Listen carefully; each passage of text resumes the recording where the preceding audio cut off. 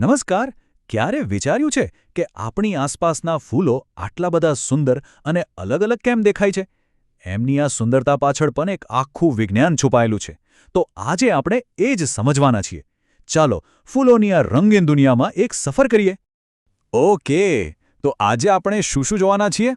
સૌથી પહેલાં તો પુષ્પ એટલે કે ફૂલ છે શું એ સમજીશું, પછી એના ભાગો અને એની સિમેટ્રી વિશે જાણીશું, એ પછી અંડાશયની પોઝિશનના આધારે એના કયા પ્રકારો પડે છે એ જોઈશું, અને છેલ્લે વજ્રપત્ર, દલપત્ર અને જરાયુ વિન્યાસ શું છે એની પર એક નજર નાખીશું.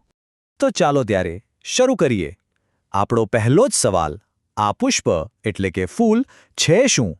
શું એ ખાલી સુંદર દેખાવા માટે જ છે કે એની પાછળ કોઈ બીજું કારણ પણ છે? ચાલો જોઈએ.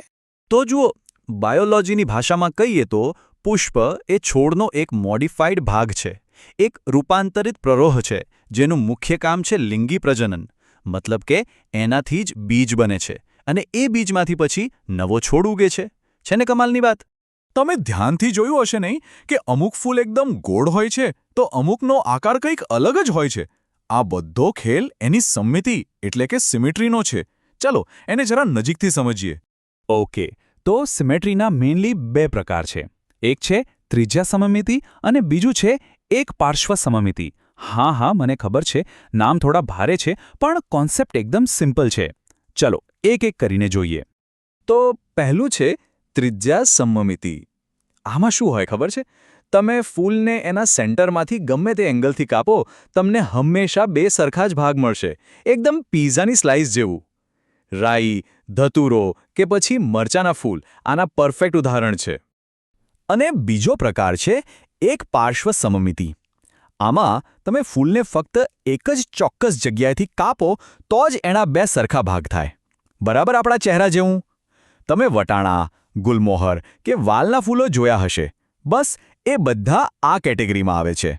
હવે જુઓ, કોઈપણ ફૂલમાં સામાન્ય રીતે 4 ચક્ર કે લેયર હોય છે. સૌથી બહારનું લેયર જે લીલા કલરનું હોય છે એ છે વજ્રચક્ર. એ કડીને પ્રોટેક્ટ કરે છે. એની અંદર આવે કલરફુલ પાંખડીઓ એટલે કે દલચક્ર. એનું કામ છે ભમરા પતંગિયાને આકર્ષવાનું. પછી અંદર હોય પુંકેસર ચક્ર જે મેલ પાર્ટ છે અને એકદમ સેન્ટરમાં હોય સ્ત્રીકેસર ચક્ર જે ફિમેલ પાર્ટ છે. ઓકે, તો હવે એક બીજો ઇન્ટરેસ્ટિંગ પોઈન્ટ. ફૂલના જે બધા ભાગો છે ને એની ગોઠવણ કેવી રીતે થયેલી છે એના પરથી પણ ફૂલના પ્રકાર પડે છે.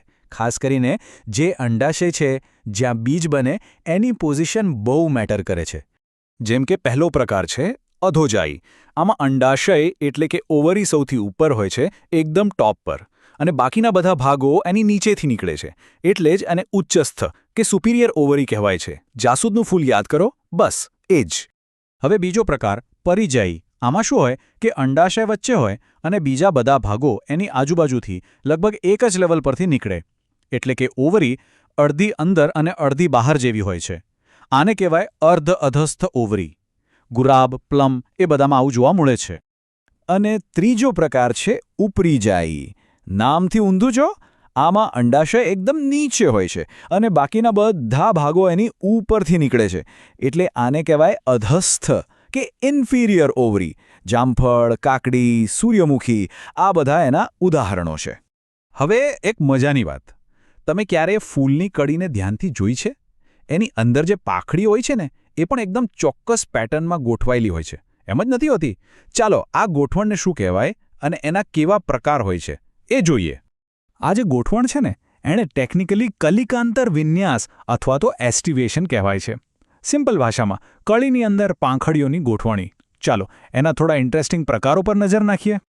જુઓ, મેઇનલી 4 પ્રકારની ગોઠવણ હોય છે: ધારાસ્પર્શી, વ્યાવૃત, આચ્છાદિત અને પિચ્છક.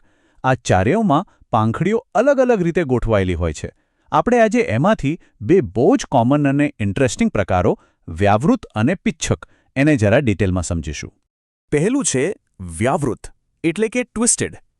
આમાં કેવું હોય, દરેક પાંખડીની એક ધાર બહાર હોય અને બીજી ધાર અંદરની બાજુ દબાયેલી હોય. તમે જોશો ને તો એવું લાગશે કે જાણે બધી પાંખડીઓ એક જ દિશામાં ગોળ ગોળ ફરી રહી છે. જાસૂદ, ભીંડા, કપાસ આ બધામાં તમને આરામથી જોવા મળશે.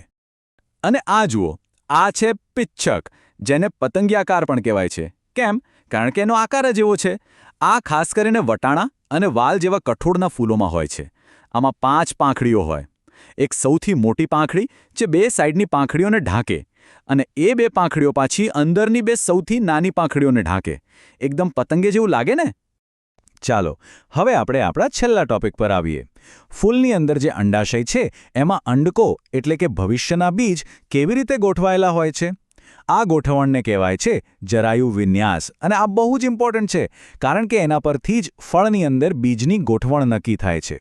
તો ફરીથી, જરાયુ વિન્યાસ એટલે શું? એકદમ સિમ્પલ.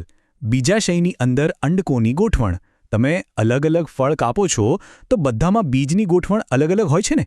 બસ એ ગોઠવણની પેટર્નને જરાયુ વિન્યાસ કહેવાય. આ ગોઠવણના પણ ઘણા પ્રકારો છે, જેમ કે ધારાવર્તી, અક્ષવર્તી, ચર્મવર્તી, મુક્ત કેન્દ્રસ્થ અને તલસ્થ. આપણે આમાંથી જે સૌથી કોમન છે એવા 3 પ્રકારને ઉદાહરણ સાથે જોઈ લઈએ. પહેલું છે ધારાવર્તી, એટલે કે માર્જિનલ. આનું બેસ્ટ ઉદાહરણ છે વટાણા. તમે વટાણાની શીંગ ફોલો એટલે શું દેખાય?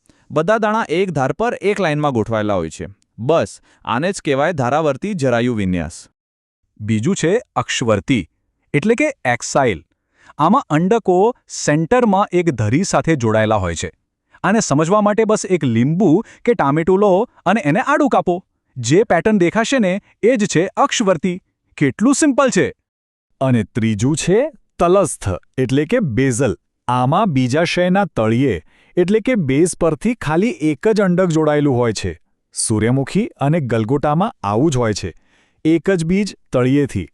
તો બસ આ હતી ફૂલોની રચનાની અદ્ભુત દુનિયા. હવે જતાં જતાં તમારા માટે એક નાનો સવાલ. આજે આપણે જે કંઈ પણ શીખ્યા એના આધારે વિચારો જોઈએ કે વટાણા અને સૂર્યમુખીના ફૂલમાં સમમિતિ અને જરાયુ વિન્યાસના હિસાબે શું મેઇન ફરક છે? આનો જવાબ જરૂર વિચારજો. આપણે મળીશું ફરીથી એક નવા વિષય સાથે. ત્યાં સુધી તમારી આજુબાજુની પ્રકૃતિને માણતા રહો.